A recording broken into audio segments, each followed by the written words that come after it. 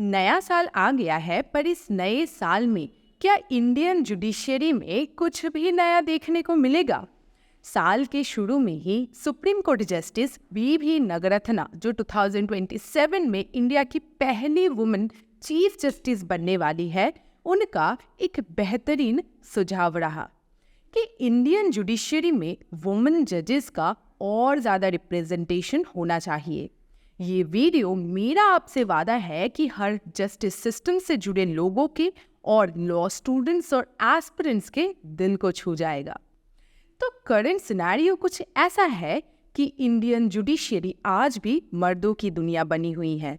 देश के अलग अलग हाई कोर्ट्स और सुप्रीम कोर्ट में वुमेन आज भी अंडर रिप्रेजेंटेड है।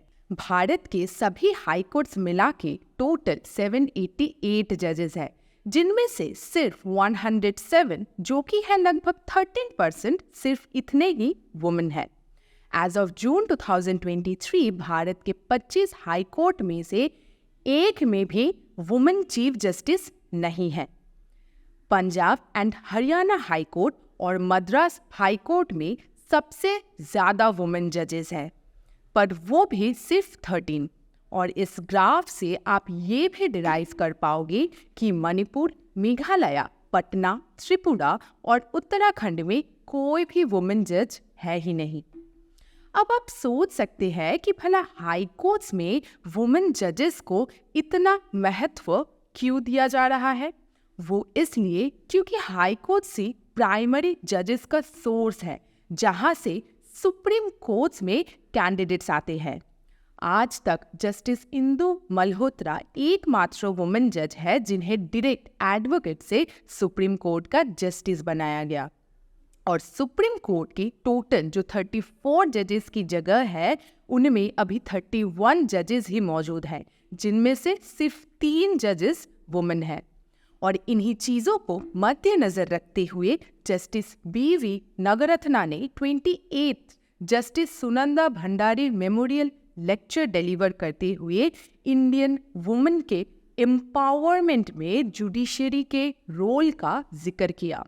उन्होंने कहा कि अगर ज़्यादा वुमेन बेंच में होगी तो इंडिया में बेटर जस्टिस डिलीवर हो सकता है।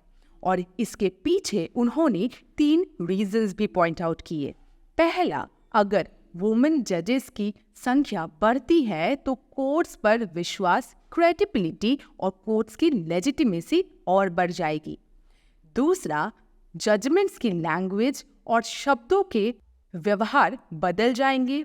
और तीसरा, वुमेन जजेस की वाकई में ज़रूरत है, क्योंकि वुमेन जजेस के मेल से डिफरेंट एक्सपीरियंसेस कोर्ट को और ज़्यादा जेंडर न्यूट्रल बना पाएगा।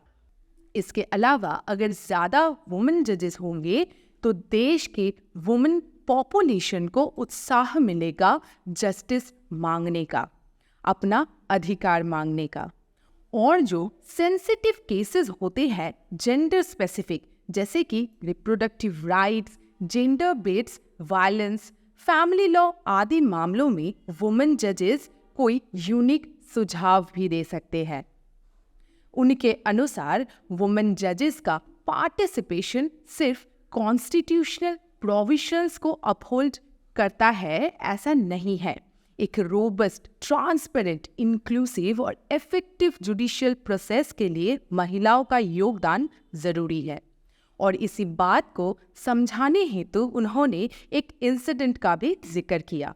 जब वह कर्नाटका हाईकोर्ट की जज थी, तब उन्होंने अपने कलीग्स के एक सजेशन को अपोज किया, जो एक newly appointed women judicial officer को सीनियरिटी देने से इनकार कर रहे थे, क्योंकि वह जिस दिन फिक्स्ड हुआ था उनके ओथ लेने के लिए, उस दिन के साथ उनका डिलीवरी डेट क्लैश हो रहा था और वह ओथ नहीं ले पा रही थी।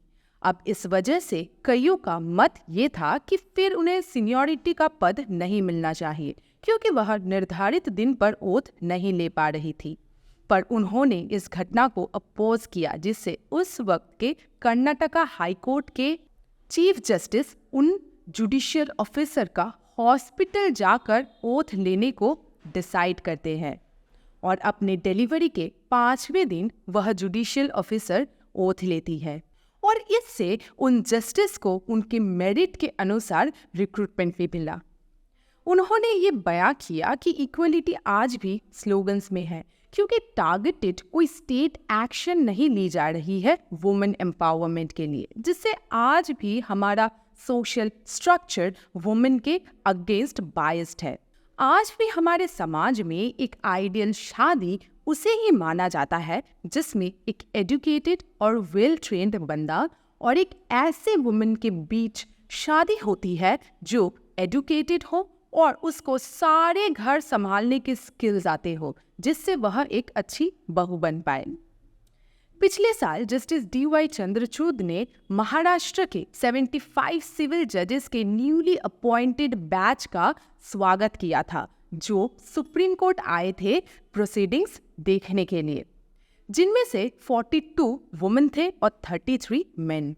और इस चीज़ को उन्होंने सराहना देते हुए कहा कि ये बदलते युग की शुरुआत है। अब इस साल हाईएस्ट जुडिशरी के 3 और जजेस रिटायर होंगे, जिससे कोलिजियम में अब और महिलाओं के जुड़ने की संभावना है। पर अफसोस कि हाई कोर्ट्स में इतने कम वुमेन जजेस है कि ये सपना सच होना काफ़ी कठिन है। पर आप लोगों को क्या लगता है, क्या कभी सुप्रीम कोर्ट में मेन जैसे फुल वुमेन जजेस का स्ट्रेंथ होगा? आप हमें ये कमेंट्स में लिख के बताना और चैनल को सब्सक्राइब कर हर नए लीगल करंट अफेयर्स से खुद को अपडेटेड रखना मत भूलना। चैनल का नाम याद रखना, one and only lucid streaming by ASLC institute.